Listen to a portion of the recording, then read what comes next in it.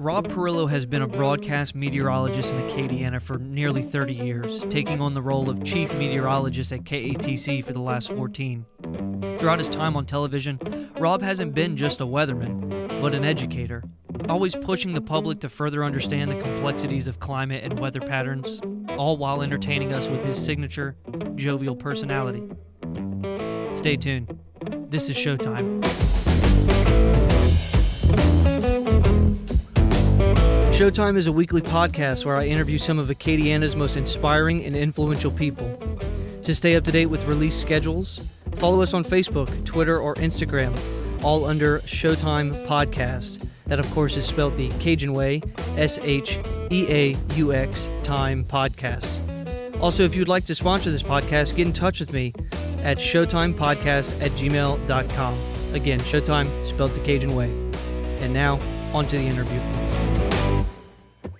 All right, welcome back to Sheauxtime. Thanks for joining me. I'm sitting here with Rob Perillo. Oh, well, thank you for having me, man. Appreciate it. I'm really excited to talk to you because you're one of those unique people where we see you every day. Right. We feel like we really know you, but I don't really know that much about you. You know, I would like to learn more about you, especially with the history of meteorology. It's an interesting thing to get into. Mm-hmm. So tell me a little bit about, your beginning. Well, I was always interested in meteorology. So going back to grade school, I'm originally from the New York area. And I can remember vividly when I was 4 years old, we had a severe thunderstorm in the area, and wind and rain and water was coming in the house. We were just in a new house. We had just moved out of the city. I'm originally from the Bronx, born in the Bronx, and lived there for the first 4 or 5 years of my life. And we had just moved to this new house in the suburbs, and we didn't have storm windows or whatever. And we had a thunderstorm, and water was coming in through the windows. It was coming down sideways, and it was pretty frightening. But it also intrigued me that weather could get that bad. Right. And I asked my parents about how's the wind blow? How does this happen? And they started buying me, weather books for kids, that type of thing. And I found it pretty interesting. Along about the time I was in third grade, we had a kite flying exercise, and I kind of won it because I knew how wind worked, and I tested my kite and whatever. And that was about the time I like every kid, you want to be a baseball player, an astronaut. And I thought I wanted to be a scientist. I kind of liked, at the time, they had this oceanography show with Jacques Cousteau, and I always liked watching that type of stuff.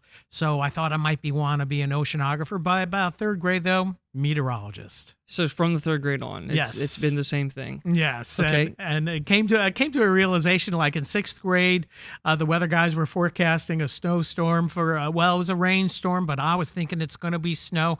And I was telling all my classmates the day before, it's like, I think we're going to get like a foot of snow with this next storm system. And they were forecasting maybe a slushy mix. And a week wound up getting like 18 inches of snow. Oh, wow. School was canceled for 2 days. I came back. I was like king of the hill. So right then and there, it's like, oh, that's good. That feels good. Huh? Yeah. So definitely wanted to be a forecaster, but never had aspirations for television. I did think I wanted to work for the National Weather Service. Okay. Excuse me. I'm going to check my audio levels while I ask this. Okay. It looks like we're good. Okay. So from third grade on, then, what kind of path do you have to put yourself on to actually become where you are now? Well, you kind of start doing the research, especially when you get into high school, when you have a counselor that is kind of guiding you on what courses to take. And, I started reading up on meteorology, and meteorology is, you get into meteorology up in college, but the basis of meteorology is chemistry. So you have to understand the chemistry of the atmosphere, physics and physical chemistry. So you understand the processes, and the big tool of those two is math. So you have to take a lot of math in college. So those three things, and then computer science was just in its infancy at that time. So, and I was interested in computers, so I took a basic course in high school.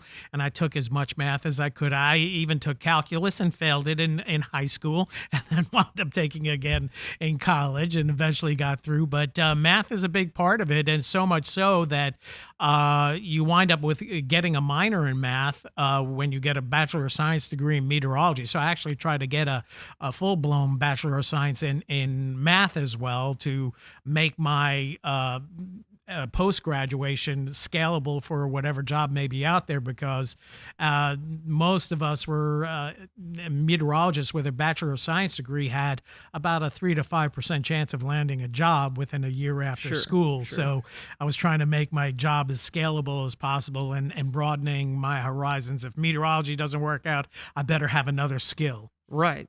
So how does a kid from New York, end up in Acadiana? Well, it's been a circuitous route for sure. First off, I chose to go to college where you had the highest snow totals in New York State, and that was in the lee of Lake Ontario. So I wanted to go for snow and snow forecasting. So I went to Oswego State, and it's been an interesting route. And just by pure luck, because I want to become a math major, which I didn't get the Bachelor of Science degree in math, but I stayed an extra half semester. So I was on the 4.5-year plan. Right. And that last half semester, I did a research project describing some of the peculiarities associated with lake effect snow and using some local data from some of the local nuclear power plants that kept more weather data than just the observational data we get in Syracuse or Buffalo. This is in upstate New York. And from there, I wound up parlaying that into a research project for the nuclear companies up there that needed this kind of information to incorporate with their dispersion models, that in case they release radiation, we were there to develop what was called a coastal mesoscale regime of understanding how the lake affected the region and especially local meteorology, because at that time, in the early to mid 1980s, the nuclear power plants did not take into account this big, huge lake that dominated the weather 30% of the time up there in their emergency models. So you would have bad data going in and bad data coming out. So in the wake of 3 Mile Island that occurred back in the late 70s, and the Nuclear Regulatory Commission really clamping down on nuclear power plants, you better get your meteorology straight and understand where radiation is going to go if you should have an accident or have some sort of radiation release. So that's how I got started. And that meant that I stayed in Oswego for 3 extra winters. So I was up in upstate New York for 7 years. And the same reason I went up there is the reason I left, because the last season we had so much snow and I got tired of shoveling snow. So I sent resumes out to back of an AMS journal, the American Meteorological Society journal. And I just picked 100 companies that were private weather companies, because nobody was hiring in the weather service at the time.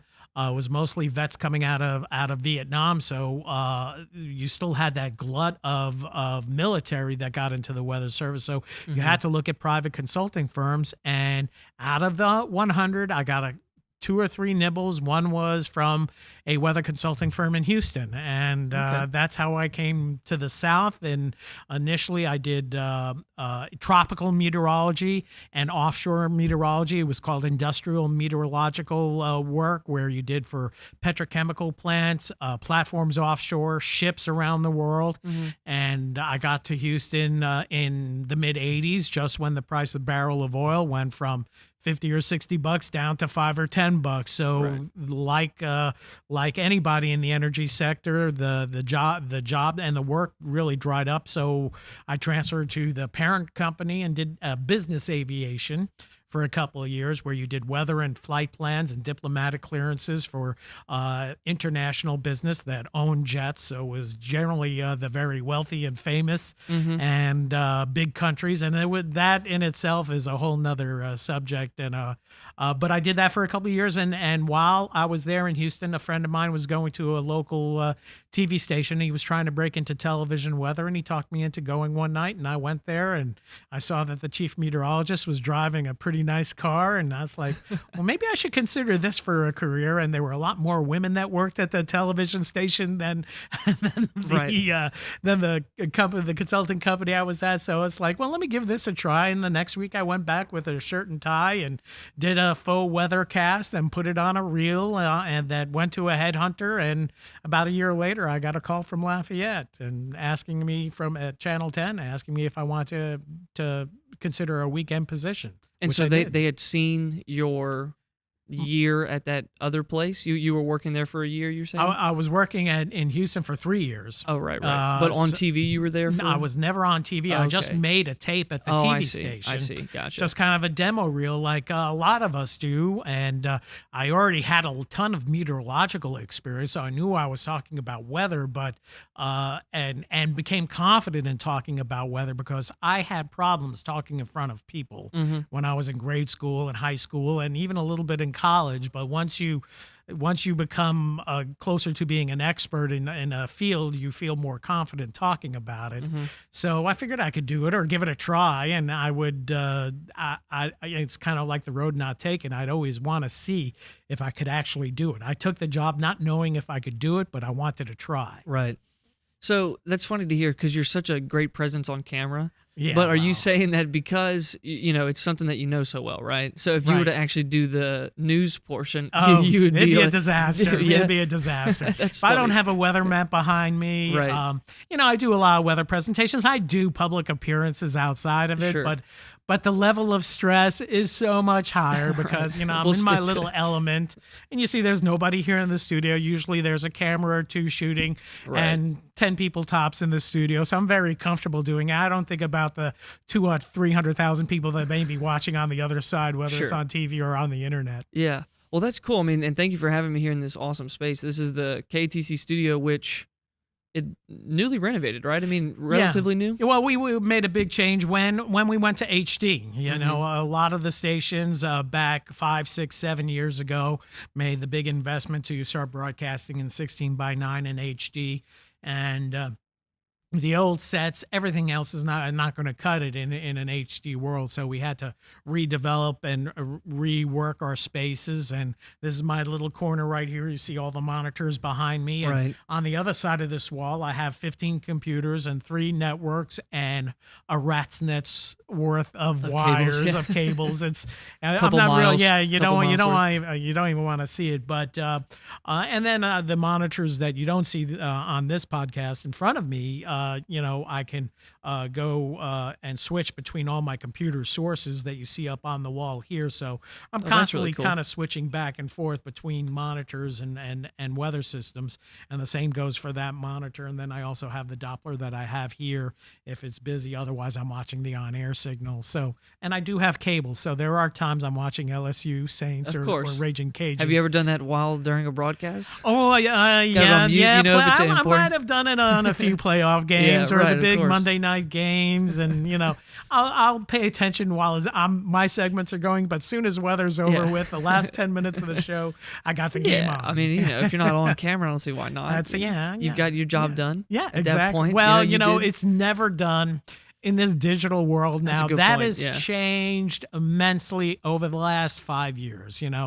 With Facebook and Twitter coming in, and now a lot of our consumers of our products are not watching on air anymore. They're consuming the product on the phone. Sure. They're consuming it on computers, and a lot of that information, the gateway to those is Twitter and Facebook for sure. Yeah. Well, let's talk about that because that is interesting. I mean, being a younger person myself, I think a lot of people they still have cable, but they're definitely going towards internet services and their phones and all that more often.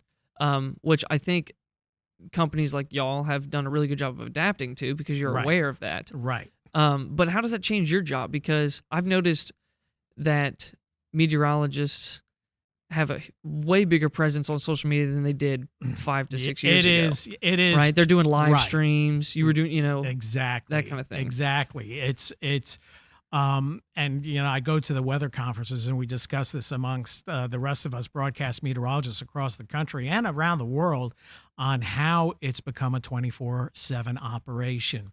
There are a lot of people that are not as established as I am. So part of what I do now is I'm not up at 5 in the morning and 6 in the morning and 7 in the morning. But in hurricane season, I'm online and connected till 2 or 3 in the morning every night. And then first thing I wake up is usually 9 or 10 in the morning, and the cycle starts all over. I'm involved at looking computer models, and I'm not so much a retransmitter, but I'm a producer of original material. So there's a lot of that going on as well. So that has changed our jobs immensely. And this hurricane season was a great example where we had a Hurricane Nate scare, and we had a Harvey scare, but we had Irma, Maria, Jose, some other big storms. But I was tweeting and Facebooking constantly because not only do I have a good following here in Acadiana and Lafayette, but I have 2,500 followers in Dallas, and I have 2,000 followers in Houston, and I have about 1,500 followers in Florida. Right. And so there's people. You're feeling more committed, and you find that out because people are sending you direct messages either through Twitter or Facebook where they're making very important life decisions on whether to evacuate or not. They're in Pinellas County here. They're in South Dade, and they're asking me. And I'm not, I'll try to defer to whoever I know who's the local expert in Miami or the local expert of the Florida Panhandle. But they're asking me for my advice. Right. So and you can't simply turn away. You have to give something. Yeah. No, and that is what we wrestle with. But we're trying to. And I try to answer as many as possible, but I can't be on 24/7. So that is a tough battle, and it's not going to get any easier in the years ahead. They're going to use it only more in social media. Right. And that's a big part of it. And then when we are on the air for an extended period of time, I don't have time to tweet and Facebook because I'm on the air. Right. So I enjoy hurricane season. It's kind of like the Super Bowl of weather. Right. But I dread it more and more, not only because I have a home that I have to worry about and I have to worry about flooding and this and that, but just the veracity of information required from me coming out through social media, going out to the air within the newsroom. Then management wants to talk, engineering wants to talk, salespeople want to know what they need to do. So it's very interesting. The amount of information going in or out is increased exponentially. And I tell you what, I was so happy when this hurricane season wound down in mid-October that these are the good times now when the weather's a lot quieter. I want to talk more about hurricane season, but before that, you made a good point now, which is something that I guess I don't really think about. Most people probably don't think about it, but it's the fact that you're here, you're reporting the weather, especially during a hurricane season like the last. Right. But like you have a house, you're worried about the weather, but you have to, be there and report it in a kind of a stoic fashion and let people just know the facts. Right. To the best of your ability. But there, weather affects you too. You're not immune to weather. So, correct. I mean, what is that kind of dichotomy of thought like? Yeah, well, for years I always used to say my wife is a weather widow because anytime there are storms and tornado threat, hurricane, she's on her own. She's with the kids.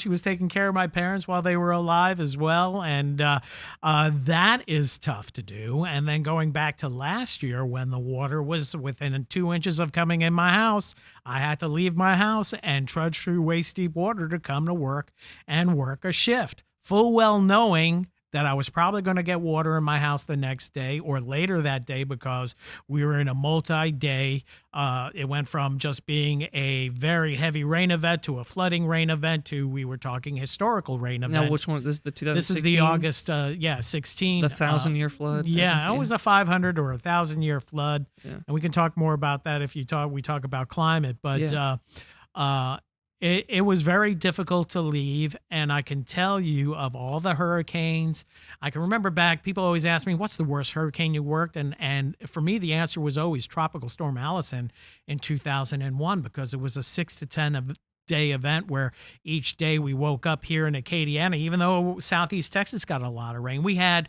over that 6 or 7 day period 30 inches of rain in Youngsville, and I woke up every day knowing somebody was going to get 10 inches of rain in the viewing area. So it was just a long, prolonged 12, 18-hour days for 6 or 7 days. Really took its toll. And every hurricane that comes in, you see it coming. It's going to be coming. It comes in. The days get longer and longer. And then ultimately, when we have the hurricane, it's a couple of 24-hour days where I'll sneak in a couple of 2 or 4 hour naps in between. But this past flood was the hardest I've ever worked. Not so much on the air, but what I had to do at home in between. Unfortunately, I had a few days off, but I wasn't prepared to move the entire contents of my home out of the house so we could remediate it, even though we had a few inches of rain, a few inches of water in the house that we were going to have to chop, take a couple of feet of the floorboards out and the drywall out, and essentially you got your home and start from scratch from 4 feet down. So the physicality and the mental anguish that came with that. What are you going to do next? How are we going to pay for this? I had flood insurance, but it was going to take months before the flood insurance money was going to come in. So there was a lot of different things personally that were very difficult to work through, even though I still had to come back here and show up for work and be ready for whatever tropical threats we had later on that summer, which thank goodness we didn't have much. Can you explain to me the inception of a hurricane, like kind of using the monitors? For people that are listening, you won't be able to see it, but maybe in both visual and audio, you can kind of describe it. Like at what point are you seeing it and realizing that it's coming possibly, in a path that we have to be concerned about? Well, what we do is we use the satellite imagery first off, and that's our first identification. And instead of pulling something up here, I'll try to be as demonstrative as possible. But we look at hurricanes as heat engines. And essentially what happens is you look at our globe, say this microphone is the globe. And in the summertime, we're most directly in the sun's rays, and then come fall, the sun is over at the equator, and then come winter, it's down in the southern hemisphere, and then back to the spring, it comes back over the equator, and thus the cycle goes. So the whole time around the equatorial regions of our planet, that's the area that's getting heated up the most. And what do we have most of on this globe but water? So water is absorbing that heat. And there is a heat lag when we get into the northern hemisphere where the water temperatures are not warmest in July or August. They're actually warmest in early September, which coincides with the peak of hurricane season. And what hurricanes do, they take this excessive heat that builds up in the equatorial regions in the oceans.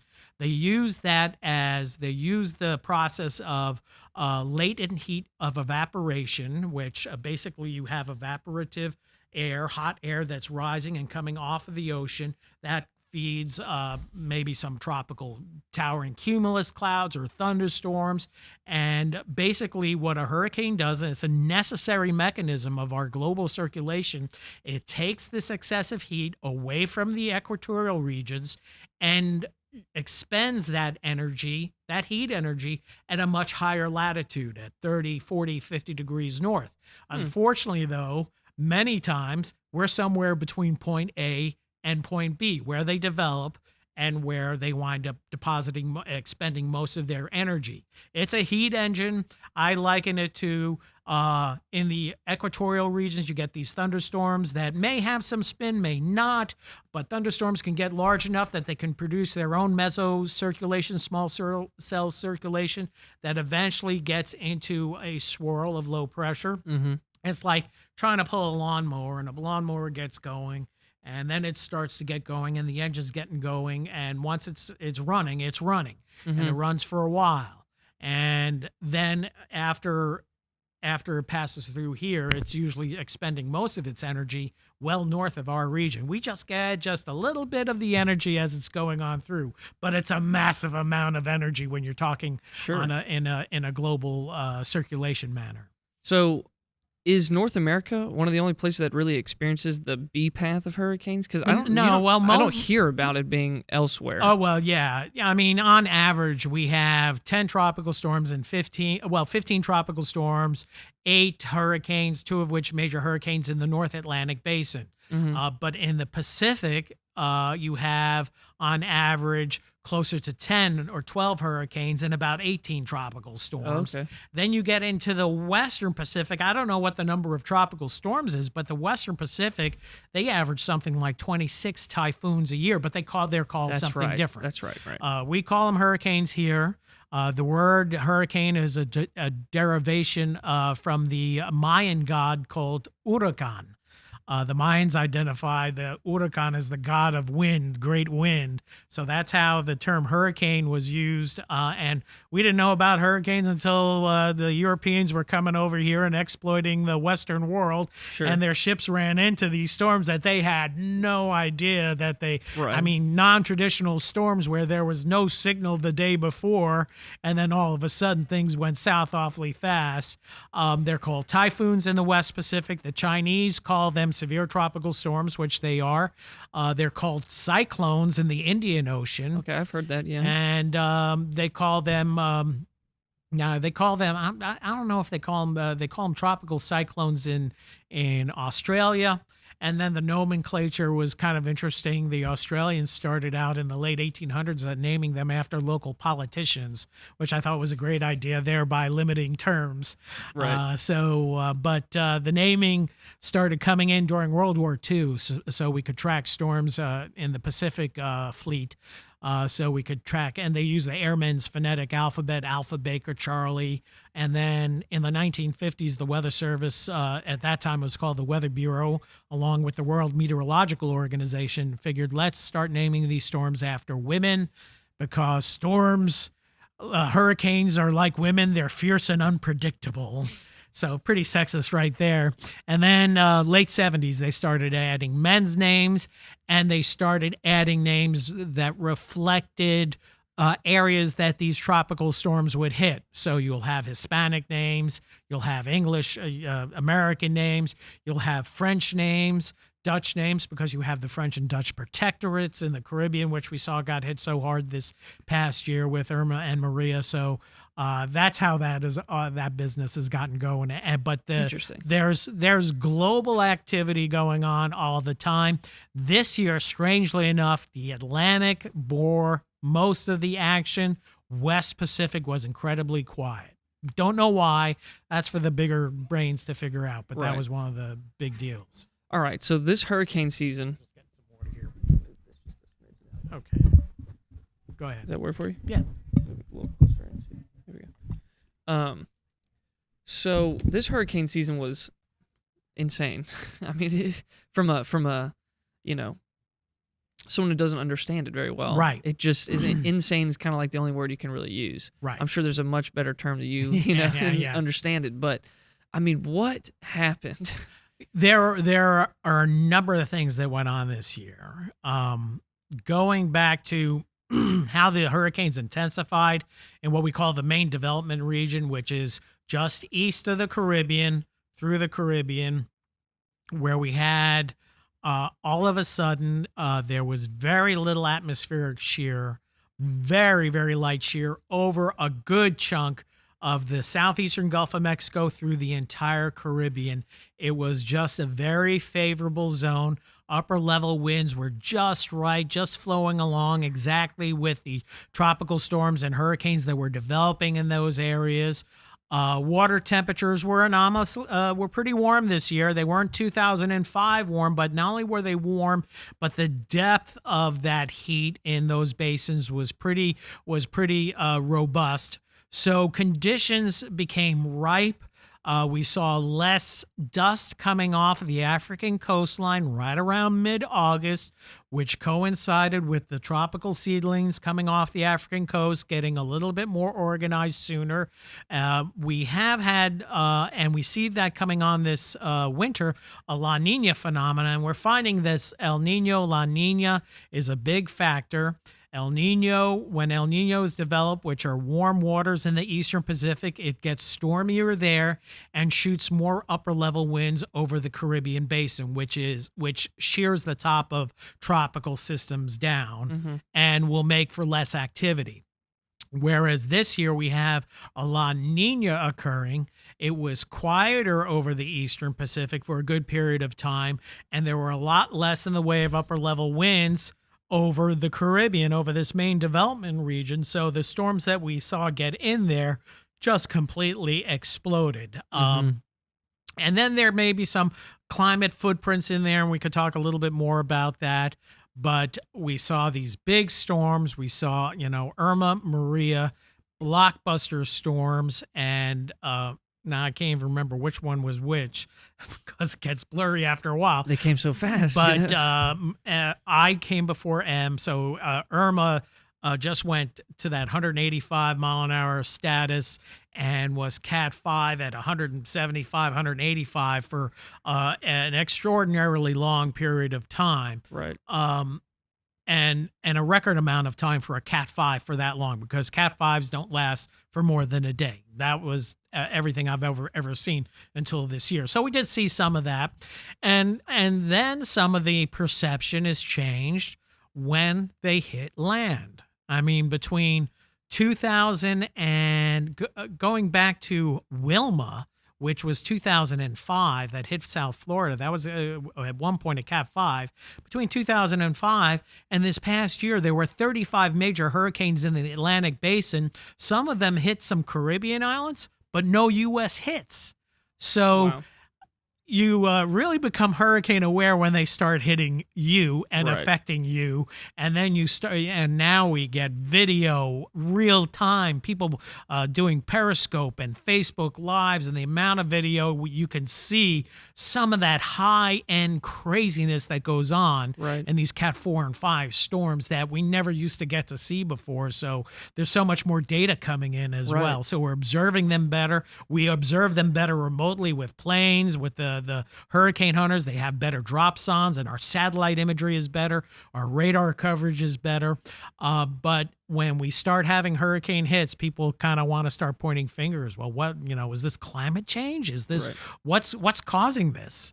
And the biggest factor, just unlucky this year, the way the pattern's set up. Right. It's unlucky when you have big hits and in populated areas where you had Houston affected, and you had Florida affected, huge Right. population areas. Some of the biggest in America. Right. Correct. And, a few years back, you had Sandy in New York City, and that's when the climate talk gets going. But we can talk climate in a little bit, but there is some climate footprints in some of the stuff. Right. But you could easily chalk up this entire hurricane season to what we call natural variability.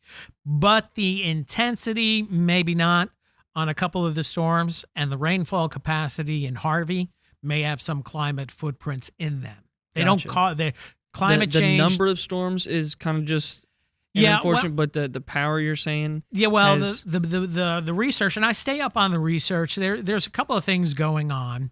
And most of the climate scientists, and this is where I'm up on climate science, especially when it's regarding the tropics, is that in a warmer world, we will have maybe fewer overall storms because El Niños are going to be more powerful. We're going to have more shear, so maybe fewer storms.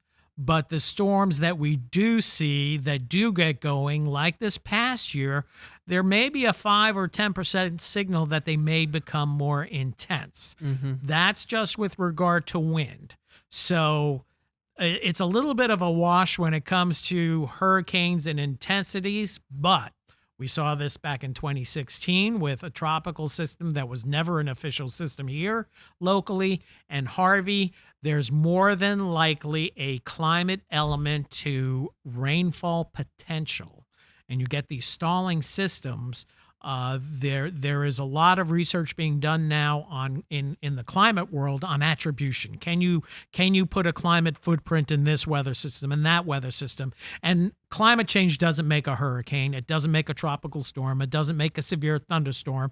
It doesn't make a rainstorm. It doesn't make a flood event. But it has some elements that are built into some of these events, and we're finding especially heavy rain events that there is a definitive signal that heavy rain events like the one we had here locally in 2016 are arguably 30-40% stronger than they were 100 years ago, and they are occurring much more frequently, almost on the order of magnitude of 2 to 3 times more often. So what we used to call a 100-year flood, maybe a 30-year flood in the next 20 or 30 years. I see. Because basically the whole deal comes back to, and I get it. I kind of lock horns with a lot of people on social media about this, but there is definitive closed shut case evidence that the climate has been warming across the entire globe.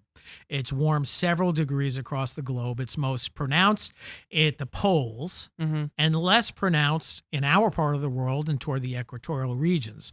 But if you're warming the atmosphere, there is greater capacity to hold that moisture, more moisture in the air, which makes sense because then you're going to have more of this heat to work with to produce heavy rain events. There's no doubt about that.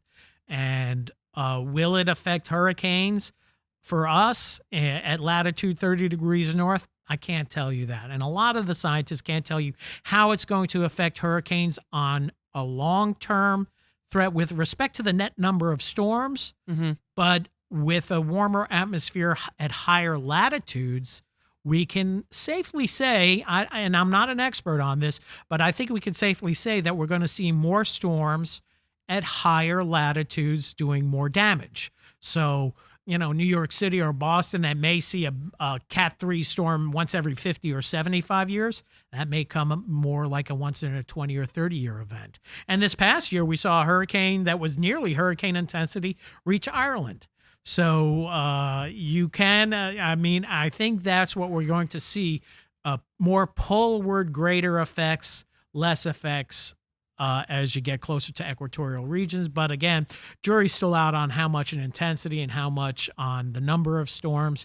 And there's a lot of variability in the science right now. So, but we do know there's something going on there for sure. Right. Because, I can understand there's going to be variability no matter what. Correct. Right? It's been going on since the Earth has been created. But the way you're describing it, though, it seems as if, that's just the way it's going to be from here on out? Or is there, I don't think there's going to be much of a change because the latest report came out that our carbon dioxide levels continue to increase, and carbon dioxide is one of the great drivers of in a warmer atmosphere.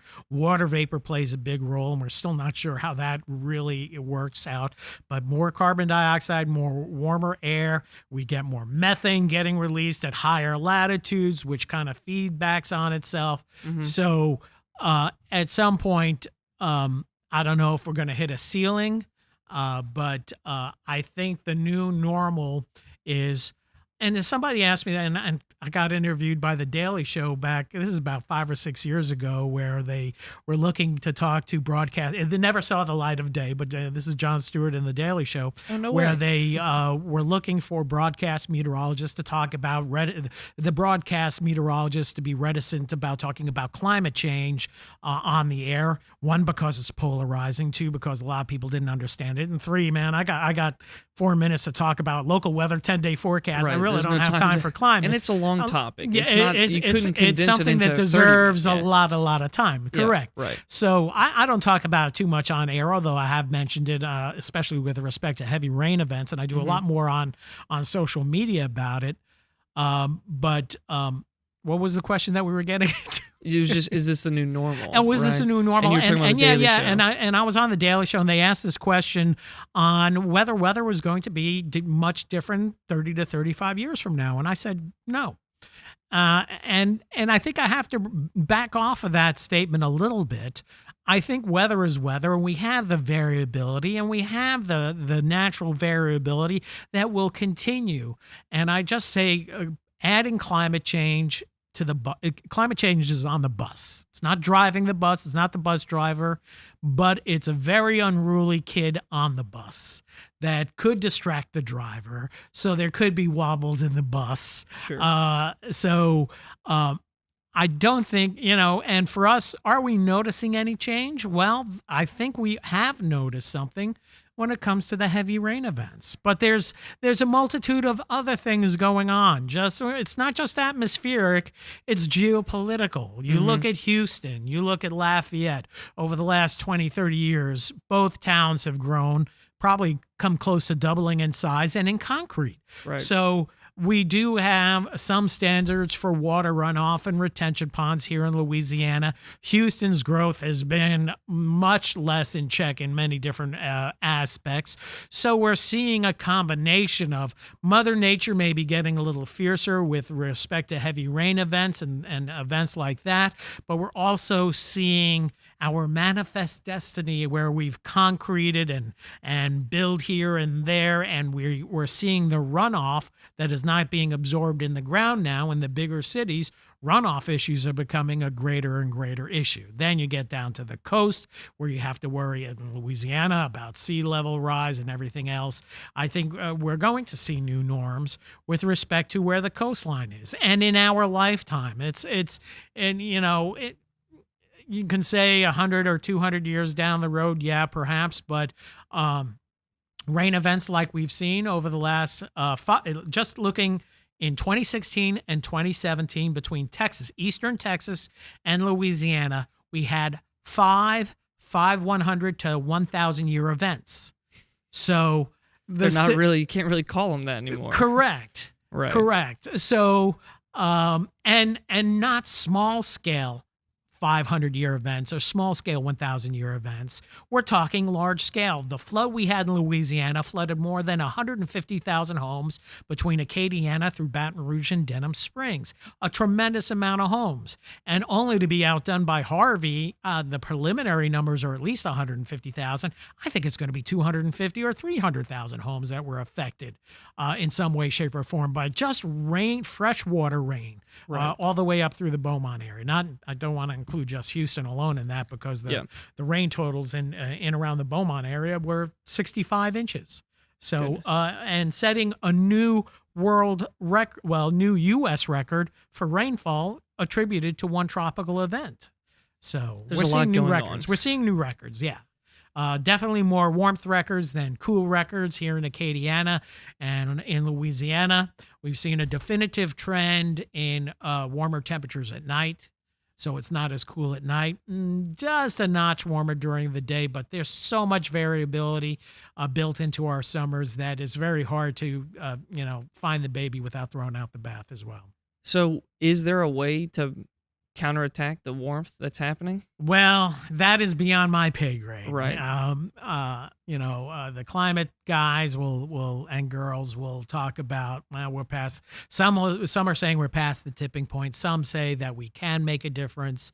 But I'm awfully pragmatic because there are a lot of third world countries that are just getting to where the U.S. was in the 1920s and 30s, where they're burning coal and using fossil fuels to industrialize their countries. I mean, who am I to say that you can't have all the electricity you want to heat your pool, cool your house, and put the fireplace on and turn the air conditioner down? I think I read something like that where it was basically how could we go and say, no, don't use the exact same thing that we did to build our great country. Correct. To build yours. You can't use it anymore. Yeah, we used it all. I'm very pragmatic about it. We got here by being ingenious and using our natural resources, right? Right. And we are going to continue to need those natural resources. A lot of folks say, well, we need to just get to wind and solar, and it's getting better. The price points are getting there. Price points on hybrid cars are great, but the more and more that we get closer to being an all-electric society, we're going to need more power generation. And how are you going to generate that power? And we have some clean solutions when it comes to natural resources, whether it's coal, which is still very expensive, or oil or gas, or natural gas being a good one as well. But we're eventually going to have to look at some hard choices when it comes to generating electricity. And I worked in nuclear power plants. Nuclear power is an elegant solution until you have to decide what to do with the waste after 25 or 30 years, which across this country, all the nuclear waste from the nuclear power plants that were built in the 60s and 70s are on site. Nobody has decided. Nobody wants they were going to put it in some mountain in Nevada, but nobody wants it on the rail trains going there.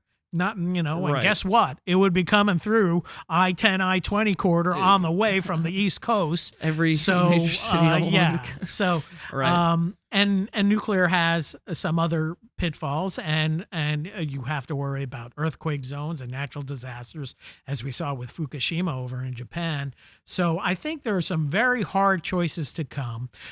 It's become politicized for sure. Right. It's become monetized in many different aspects, and it's hard to ferret out what's really going on, but I'm very pragmatic about it, where the choice, what my job right now is to educate the public as much as possible, what's been going on and how is it going to affect us in the future. And, Sure. and Louisiana's got a myriad of other issues on top of climate change. We do have to worry about sea level rise, which has risen three inches since the mid 90s, but our ground is also sinking on our coast. It's sinking, coming down. More than that, it's about 3 inches every 10 years on the coast, maybe even more so right on the coast. Wow. And we're very dynamic. I always talk about, when I do my talks, Lafayette, where we're 18 miles from the Gulf of Mexico, we go up and down 1 to 2 millimeters with the tides every day. So it's very, very dynamic. Then we have to worry about coastal wetlands loss on top of sea level rise. So we got a lot of issues going on just not only climate change. And for me, you don't have to worry about climate change if a hurricane is going to wipe you out or a tornado is going to wipe you out. So I'm charged with being my job is as a forecaster. I'm an applied forecaster. I want to be able to talk about climate whenever I can and time permits on air, which is very little, but I do it a lot of the civic group talks that I do. But to me, you can't enjoy a quality of life if you don't have a home to come to. And that goes for third world countries that, there are many issues that this planet faces with increased population, getting clean water to people, to feeding our future. And I don't think climate change is, and India and China have made some strides, but it's a very loaded question on what we can do. And we can try to do something to try to mitigate it, but how much? There's still a lot of research going on. A lot of climate experts say it is potentially reversible.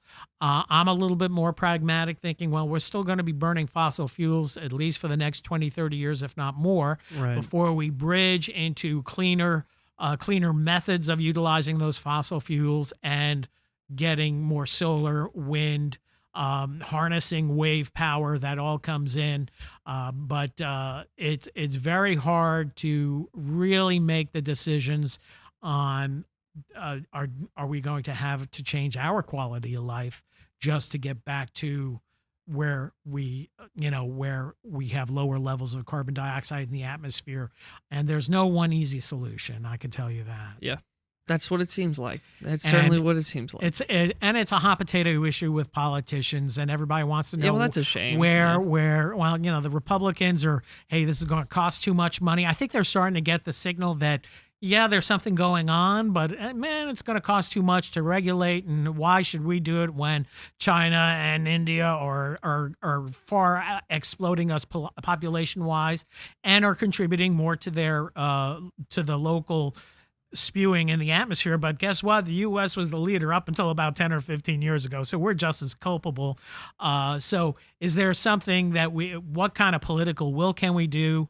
The Republicans are hesitant. The Democrats on the other side is certainly pro-environment, but I really don't see any sensible solutions coming from that side of the aisle either. Right. And the first step, like a 12-step program, first we have to acknowledge there's a problem, and we haven't gotten that point across yet. And a lot of the climate scientists want us broadcast meteorologists to try to do that because we're considered the local guys in television news that have great credibility. And I get that, but my job is also paid to actually forecast the weather and let you know what's coming along. I can't come out and say it was 99 degrees today and 2% of that was climate change, you know. Right. But we may get to that point. Attribution is or how much climate is involved in it is the newest research that we've been seeing over the last few years, and they're making some strides, but it is still well beyond my understanding and pay grade. I try to go to all the conferences and read as many journals as I can, but it is tough to keep up with.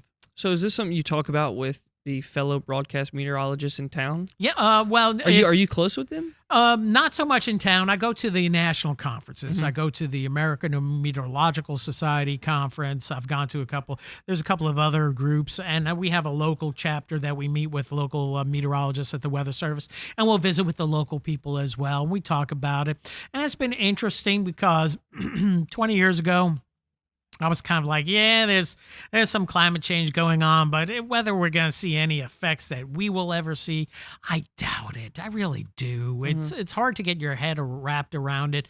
But then over the last 10 years with the research coming out and I mean, the IPCC report was important, and I read that in the second report and the third update that's just come out. But it's hard. You can get lost in a lot of the things, but you try to get involved with attribution, and I'm not the only one. The guys that I talk to come from every television market around the country, and they're mostly chief meteorologists that go to these conferences, and we talk about the same battles that we have to battle, and I probably have it pretty easy with respect to many things and then harder with respect to other things. And there are some areas around the country where their chief meteorologists have a climate segment every week. But they're in a market where weather is not as dynamic, perhaps, as our market is and southern Louisiana is. I always say this is kind of the major leagues of weather, except for right now. It's nice and quiet when we're taping this. But right, and I was going to actually ask you that too. Is that part of what makes you stay here? I mean, you've become such a big part of the community. You're obviously, a Louisianian. Right. But I would assume as a meteorologist, comparatively to Los Angeles, where it's like, well, it's still sunny today. Right.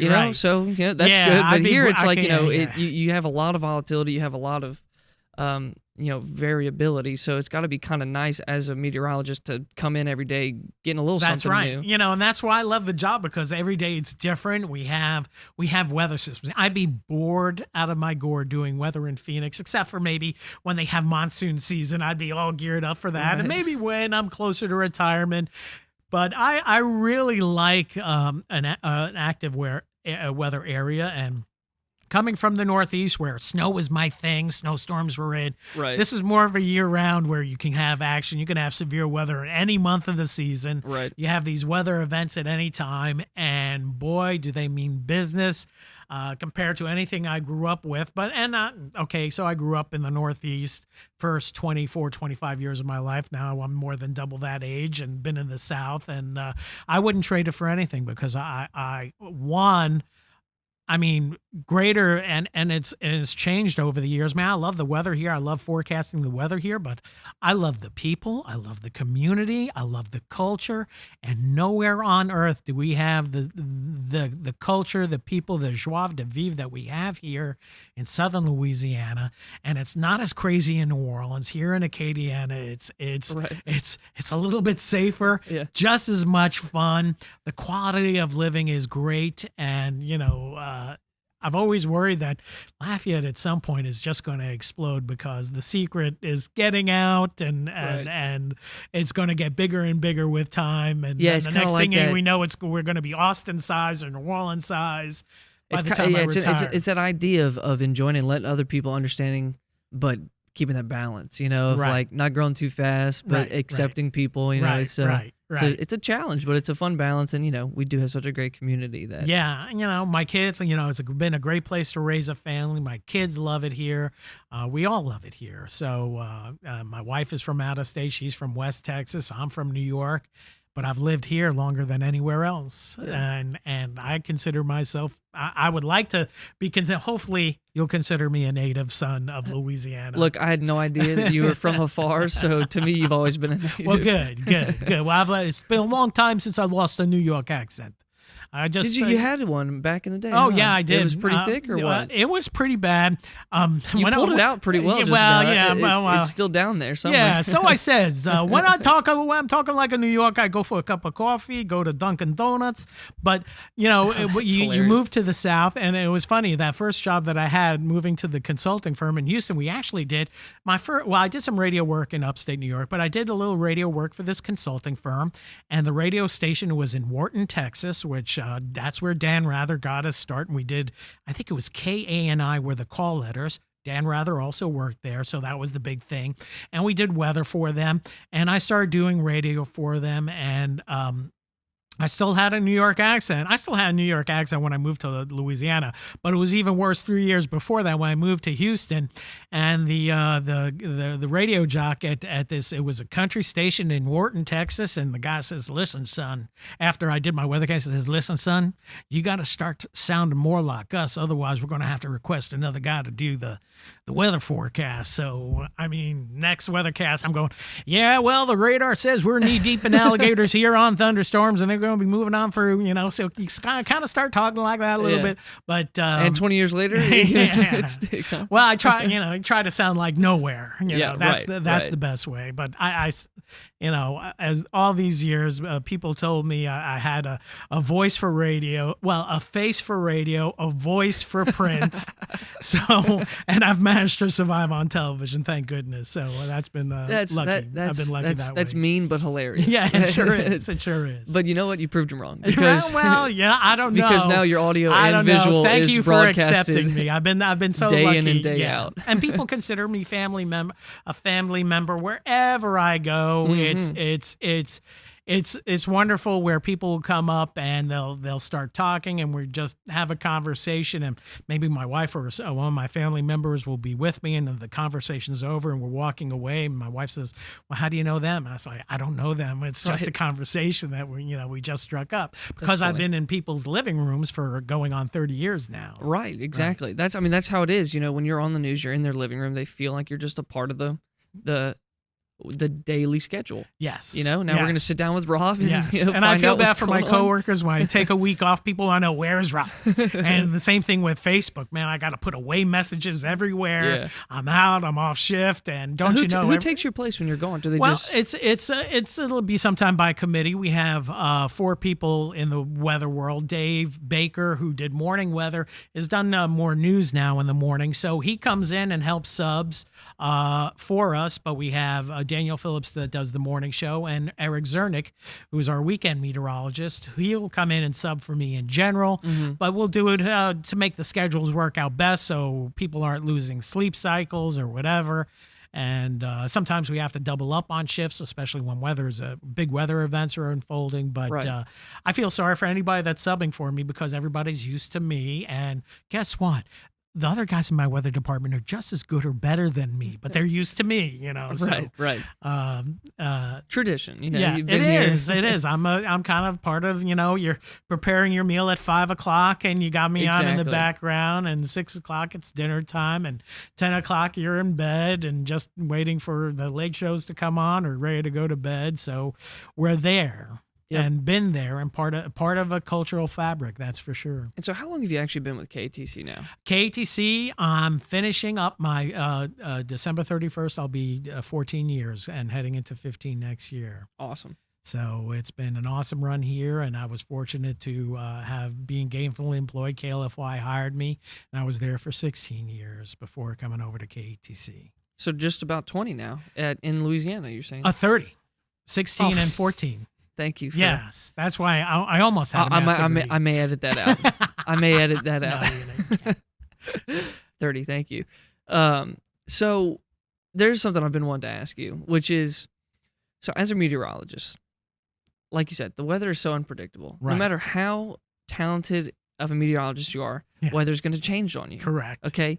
And so for you, you're up there and you're telling what you believe the weather is going to be to the best of your abilities. Right. And you want people to believe you, especially if it's a dire situation like a hurricane. Correct.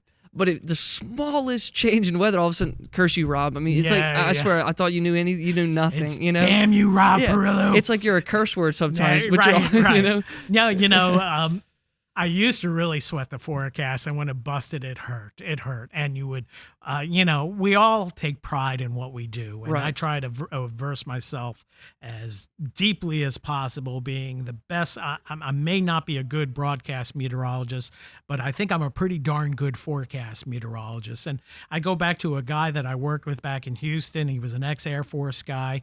He says, I've never made a bad forecast. I may have made an inaccurate forecast. It may have been inaccurate, but not a bad forecast. Right. Given the data available. Yeah, and that's exactly you make the best possible forecast. Right. And it just maybe sometimes ends up being inaccurate due to changes that you never foresee. And I said it a number of times on there this year, especially with respect to hurricanes and tropical storms. They're like snowflakes. Each one is different, and like a box of chocolates. You never know what you're going to get until it's over. And there's always a surprising aspect of a storm that you go, dang, I thought about that, but I didn't think that was such a low probability. And then every now and then, it happens maybe once a year, I'm going, well, that didn't work out, and that escalated quickly. I had no idea that was going to happen. And then you start talking to yourself. The more you know about meteorology and forecasting weather, and we do a 10-day forecast now where we're talking about, Thanksgiving and the holiday weekends ahead. And the more I'd say, what the heck am I doing trying to make a forecast that far out? Because I know I'm going to be 65% accurate that far out. Not very, just barely over a 50-50. Sure. So the more you know about what you do, the more you go, what the heck am I doing this? That's why I like these. When the space station's coming over and it's clear sky, 100% predictable. It's coming overhead. Yeah, I did appreciate that. We got to go see it. That was really cool. Yeah. So, I like 100% predictability, but we're I'm not assuming that way with in weather, weather. You pretty much get that 0% of the time. Yeah, correct. Right. Correct. You want 100%, but you get it 0% of the time. No, it never go. I mean, I'm happy when I nail the low, I nail the high, and that happens less often than you would like, because the weather is just so variable. There's so many variables, and there's so many computer models. And in the olden days, we did a 3 or 4 or 5 day forecast tops, but we had so much limited data. Now we can go out 10 days with the accuracy that we used to do 3 or 4 with. Right. Pretty accurate. Where 30 years ago, you could say day 5, warmer than normal, cooler than normal, wetter than normal, drier than normal. Right. Well, we can do that now 10 days out, even 14 days out with some skill. It's variable as we get into the winter time, but that it is, we've kind of gone through the golden age of weather where Doppler radar came in, and we're getting better and better satellites, and the graphics are better, and our ability to observe gets better. And as our ability to observe gets better, the models get better. So now we're seeing computer models like our RPM forecast model is a fairly sophisticated model, and there's very sophisticated models that now can kind of tell us what time thunderstorms are going to kick up. I mean, in the old days, you kind of knew what would be right for thunderstorms to kick up on a typical summer day. Right. Now the models are at the point, not only are they telling us when convective initiation, what we call convective initiation, when thunderstorms kick up are going to when time that is going to be, but kind of some of the details on the storms and where the storms are going to be most prevalent over maybe a 10-kilometer area, which we could never do, which I never even fathomed of getting to 25 years ago. So do you think in the next 25 years it'll be 30-day forecasts? Oh, well, AccuWeather has a 46-day forecast, which I will not comment on. Okay. And, forget Farmer's Almanac. That is fiction. I'll just put it out there for right now. I doubt whether we will get anything that is accurate on a daily basis. Where the future of weather is going is this El Nino, La Nina phenomenon, where this winter is La Nina. For us, it usually means drier than normal and warmer than normal. but I can go back to last year where we had El Nino, which usually means wetter than normal and cooler than normal days, and we completely busted on that forecast. You don't know where these manifestations of these larger scale patterns are going to occur, but we can say with better than a 50-50 confidence, if somebody's asking me how many freezes are we going to see this winter, our long-term average may be 10. The last 3 or 4 winters, our average have been 5 or less. And I'm going to put my money down on 5 or less again this year. Don't tell me we're going to have a hot Christmas day again. Well, I know you can't predict that far, but humor me. That was rough. But when we're talking about how's the winter going to be? Yeah. Well, winter's December, January, February. After you average everything out of those 3 months, I will put money down. It will be warmer than normal and then maybe drier than normal. I'm always leery about the precip forecast. Yeah. But that doesn't mean we're not going to have one Arctic outbreak where we have 15-degree weather for 2 nights in a row and don't get above freezing for a day or two. And that's a major deal around here. Pipes are busting. Yeah, and it is. And I will say this, those type of events and icing events are just as bad as hurricane events because it cripples our area because we don't have the ability prepared for it. It comes out of nowhere. Right. Yeah, I just hope it's not a hot Christmas. I remember, was it last year that it was like 70, 80 or something? Christmas is always variable, and each and every year, the last few Christmases, in fact, it really just is on the day of. If I can't wear a sweater on the day of, it's a bit of a shame. It doesn't feel like Christmas. Good luck with that. No promises. And the last 5 or 6 Christmases, I want to say 3 or 4 of them, we've had severe weather events around the day or two before, the day or two after. So it can be a volatile time of year, and that kind of stinks when you're trying to take time off. And I tell you, of the weeks I do get off during the course of the year, don't you know there's a severe weather event and people are Facebooking me, messaging me, and it's like, man, when can I not get unplugged? It's funny. I work freelance, and so similar cases. The joke that we always say is, if work is really dried up and you want to book a lot of gigs, go ahead and book a vacation. Right. Because exactly. all of a sudden, your phone will be ringing off the hook. And you'll have to cancel. Exactly. That's just the way when it is. When it rains, it pours. That's it. That's the. I finally get to use that in a correct term here with an actual weatherman. Right. But that comes with it. So, do you prefer this setup here, or do you prefer the green screen?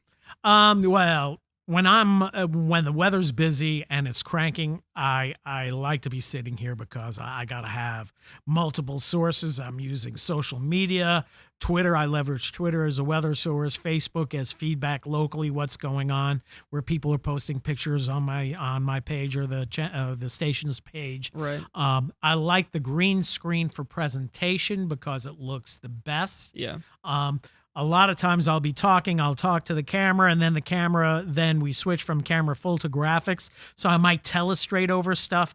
But for me, I like to be on the wall. I like to be able to do a little manipulating on the wall, do a little hand gesture stuff as well. But the wall I like the best for the viewer at home, and that's what I like to watch at home. Right. Because it gives you the it's most the best clarity. visual, like you said. It's the best visual. People, I turn and people go, man, Perillo's put on weight there when he turns to the side. But, I don't know about that. I think that might be your No, there's actually been studies, believe it or not. Jay Trobeck, a friend of mine who works up in Iowa, did a study on what people's eyeballs are watching when you're on the green screen. And they're looking at the face, they're looking at the tie, they're looking at your belt. Your nether region is very interesting. All you got to do is just wear a green, over your stomach, and then it'll be gone. But just some very social engineer experiments on how people react to being on one side, being on the other side of the key wall, walking back and forth. What are eyeballs tracking? What are they attracted to? Interesting. And we take that information to better transmit to get the point across because I can't tell you how many times I've done a weathercast and I'll get off.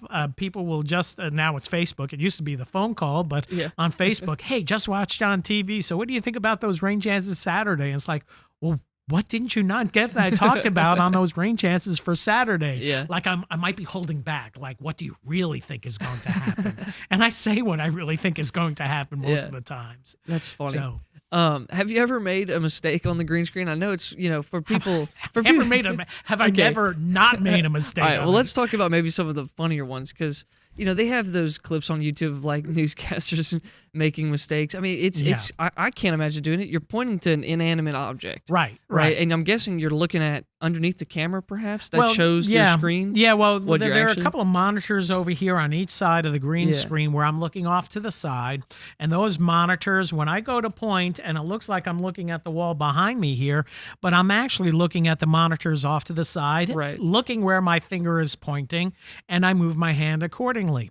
Also, when I'm looking straight at the camera, which are those cameras right over there, I can see myself on that camera. It's a two-way mirror, so I can see what graphics are behind me, so I can go, it's 35 degrees right now without actually looking back. But I just thought you were a magician. Yeah, but when everything's reversed on the mirror. That's what I was going to say. So if you take a step to the left, you're going to the right, and vice versa. So you'll see us moving back and forth. Yeah. Most people get over that in the first 6 months to a year. Yeah, you're a veteran. You've been doing this for 30 years. And I'm a one-handed weatherman. I go to one side of the wall. I'll move around if I have to, but I don't like to be the guy that's walking back and forth blocking graphics. And I try to build. People in Lake Charles or Beaumont, mostly Lake Charles, will complain I stand in front of Lake Charles too much because I'm on that side of the screen. Right. Move over. And then I move over to the other side. People in Morgan City, well, you're blocking Morgan City. Yeah. So you'll get a lot of that. So I try to justify my graphics over to a little bit over to the right so everybody can see everything, or to the left, depending on what I'm going to present. And I think about that when I'm making my graphics as well. Where am I going to be on the screen?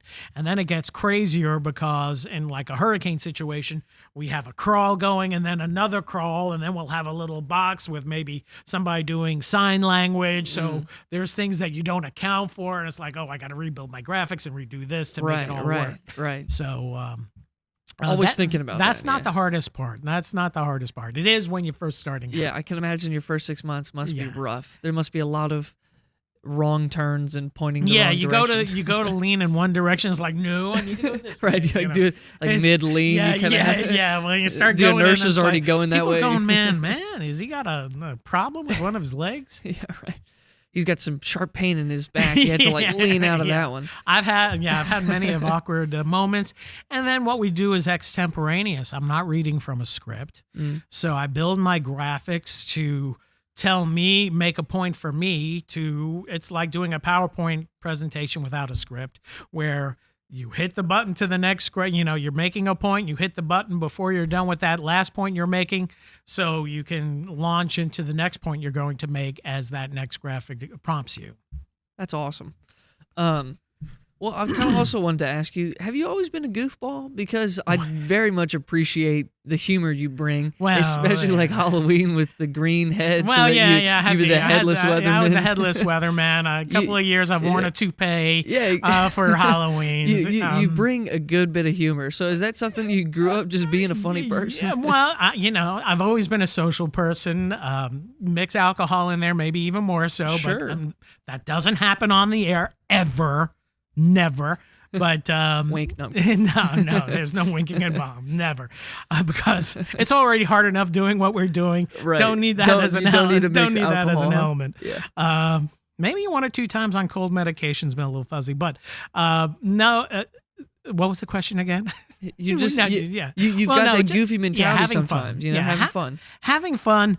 At least in weather.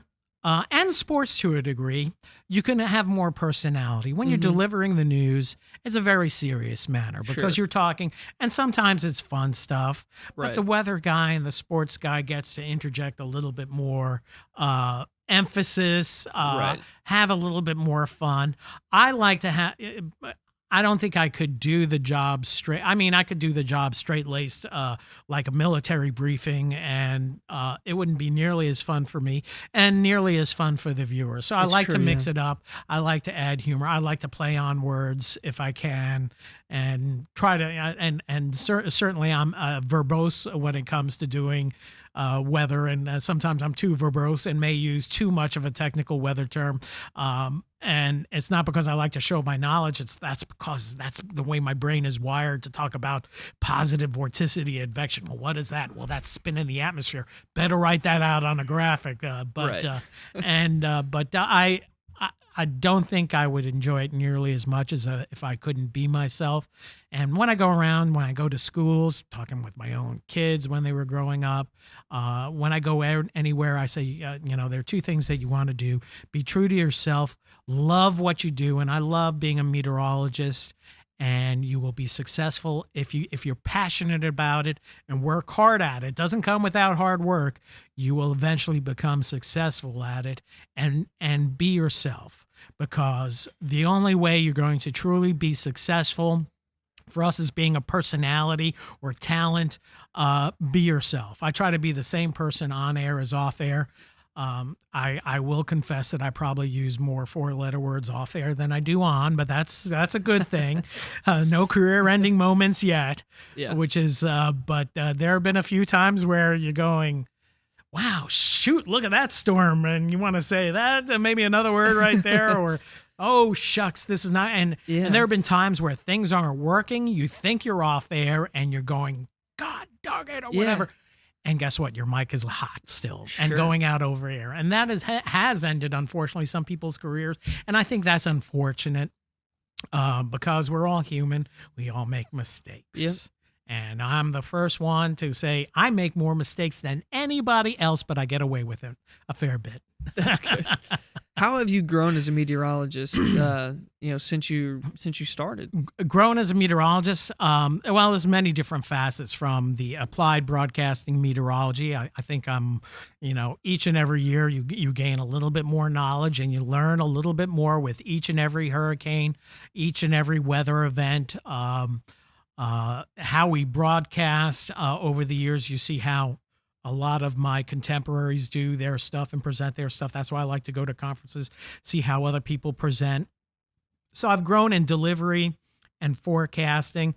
But over the years, I want to say I've grown mostly in a way. I mean, climate would probably be one of the facets. I think I've changed a lot of my opinions about, and how the applied effect is on us. I'm still pretty pragmatic on how we're going to solve a lot of our climate issues moving ahead, and how to mitigate losses in floods and hurricanes and everything else. But part of what I love doing is, over the years, I've had many meteorologists that I've hired that have gone on to different markets and bigger markets, where I have about 15 people all sprinkled around the country that I hired straight out of school. And I tell everybody, this is the best meteorological education you're going to get, because the next station is not going to care about you as much, nor will the next chief. And some have gone on to other stations that have been pretty good. But it is very gratifying for me to train people, because you get a degree in meteorology, and I was like everybody else. I couldn't forecast my way out of a paper bag. I understood the computer models. I understood how the atmosphere worked, but how to forecast it. And for me, one of the things I go out and talk to the school kids about is being able to communicate a message where I could talk about weather, but am I transmitting actually what people understand? And I've grown in how to humanize the weather, it's more than just, well, today you were in shorts, tomorrow you're going to need a jacket. I like to talk about all of the senses with weather, whether it's cane burning season, you can smell that soot in the air, and then you can see the cumulus clouds, I call it.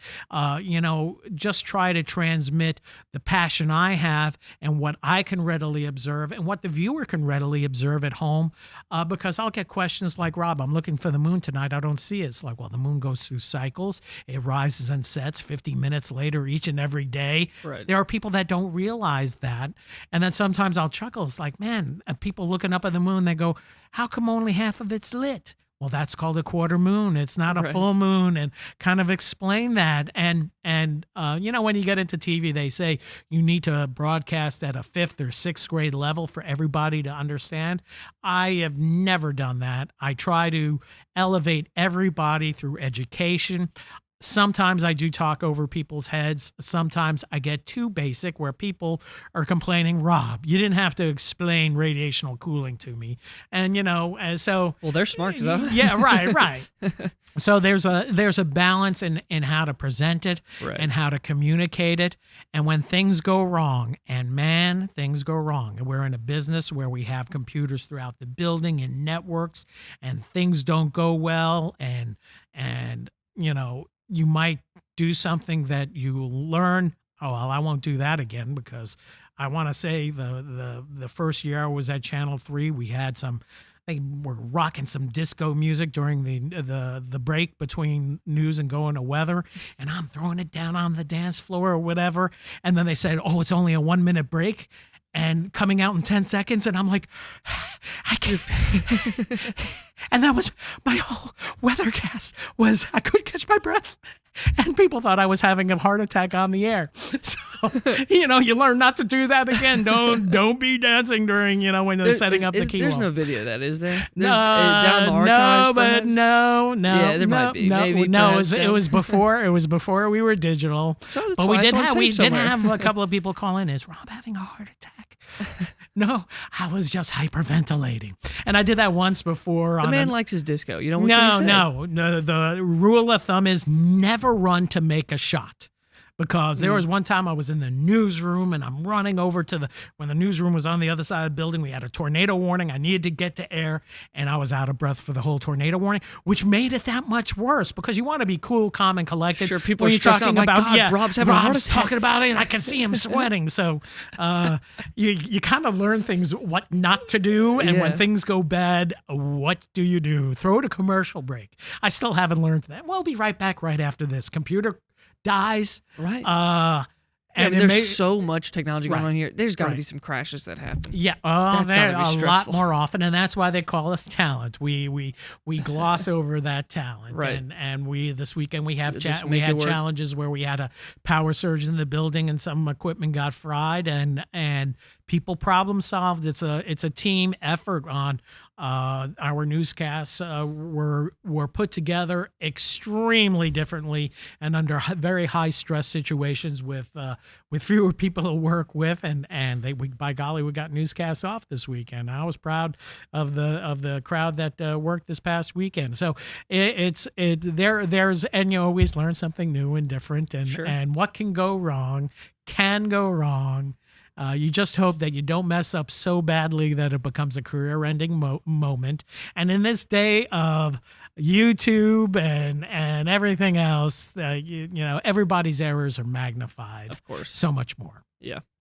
Well, this has been awesome. Is there anything that I didn't touch on that you kind of had a passion to talk about? No. I think we've talked a fair bit about what I anticipate us talking about. Awesome. I mean, for me, it's been it's nice to do something outside of the normal broadcast. I go out and I go to civic groups and I'll talk outside of TV, but I don't do that as much. I don't go to the classrooms as much anymore because social media has absorbed that and then taken in so much more. Yeah. So we do something digital. I love it because I'll share it as well. We can and it's out there and it's permanent, and it's a lot of the questions you ask are a lot of the questions that people have to ask. I think so, around right? here. Yeah. And one thing I will say that when I talk about climate, and I do talk about a fair bit on Facebook and Twitter, I have a lot of people that really take exception to what I'm saying, and I'm not a liberal. I'm not a Republican. I'm not a Democrat. I'm being a meteorologist presenting weather information, and I don't want to hurt the petrochemical industry. I know it is our lifeblood, and that's why I'm pragmatic about it. We need energy. We need the energy. We need our economy here to fuel the rest of the world. And people think automatically that I'm a bleeding heart liberal, that, Well, that's that, like you said, it's been so politicized that now it's just... So I am... People are... And the information I put out is vetted. It's not like it's an opinion I have piece. a hunch, No, right. It's vetted information Right. that hits on all the points, whether it's on the New York Times, the Washington Post, or Fox News. If it's vetted information and it's information I know to be correct or at least very close to the latest state of the science, I'm putting it out there because the only way we're going to move ahead, and I'll get people that call me names or whatever, and the only way we're going to move ahead is if we're able to have communication. I understand where people are coming from. I once came from that part of the world, but you can't tell me that, Rob, the climate has changed for millions of years. I know that. I'm a meteorologist, for God's sakes. Right. But we do have this man-made footprint. It'd be silly of us to think that we haven't changed. We've changed our topography. We've changed the way the earth looks. We change the way the earth absorbs and releases energy. Right. It makes sense to that little thin layer of atmosphere surrounding our globe. It makes awfully good sense that we've really messed with that as well. And I'm afraid it's going to get worse before it's going to get better because of sheer population growth, and that will continue in the decades and hundreds of years to go. So hopefully we talk about what's going on, and then let's start mitigation strategies. How can we reduce this? What are the things that we can do about hurricanes for next year? Flooding situations with drainage issues. We can talk about this and long term, but we do want to leave. I'm an environmentalist. I want to leave the planet better than when I found it. And so far, we're not doing that. And we haven't done that for the last 30, 40, 50 years, going back to the industrial age. We're kind of messing up the planet. But I can tell you, coming from New York, the Clean and Water Air Act of 1972, I watched the Hudson River go from toxic waste to an area where you could pull fish out of in a 10-year period. So a lot of things, if we have the political willpower and are willing to make some sacrifices, whether that's monetary, whether it's, God forbid, taxes, but whatever the solution is, we're all in it together, and we want to move forward and have jobs in the future. When I'm talking about climate change, I'm not here to hurt jobs in the area or the local economy. I have nothing against the oil and gas industry, and I've seen firsthand how they are continuing to work on improving environmental standards from whatever is going on. But when I talk about climate change, I'm here to keep the conversation going. I'm trying to be apolitical about it completely. But it really hurts when people are coming at you and they just start calling you names, and I got to start hiding some comments because they're 4-letter words, they're threats. I've received threats over the years, private messages and that sort of thing. And I'm here to educate and help enlighten as much as I know. And guess what? When it comes to weather and climate, I know more than 99.99% of everybody on social media, other than the tens of thousands of scientists around the world that are studying this stuff. But when it comes to people that are following me, people that are interacting with you, I really, and I'm not going to talk about stuff I don't understand. And I try not to be commentary.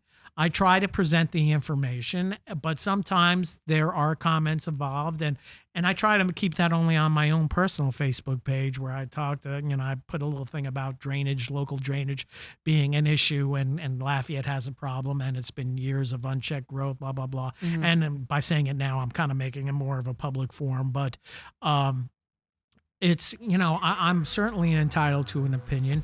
I keep my weathercast very unopinionated. I'm just presenting the facts as I know them and where I think the weather is going to go over the next 10 days. And I'm here. I have no agenda whatsoever, political nor monetary. But that's where it is in the climate change world, and it's going to be a very difficult road to hoe. But I just want people to understand that the climate is warming and it is impacting our weather, but we're not sure how many different facets of weather it's impacting, but rain events, as we talked about earlier. But I'm here to do a solid for the community, not to push an agenda or a point of view. A wonderful ending that needs no follow. Rob, thank you so much for coming on the podcast, man. Thanks for your honesty. Thank you for having me, man. It was a pleasure. Thank you. Same here. Awesome.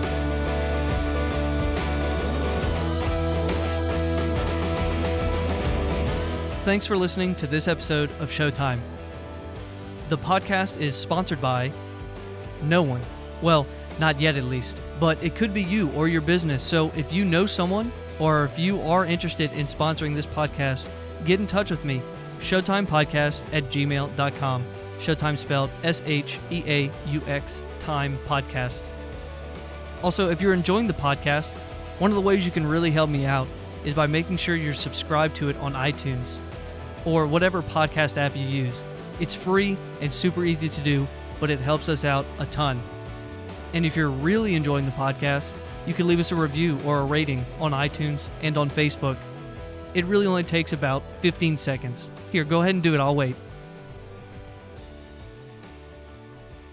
Did you do it yet?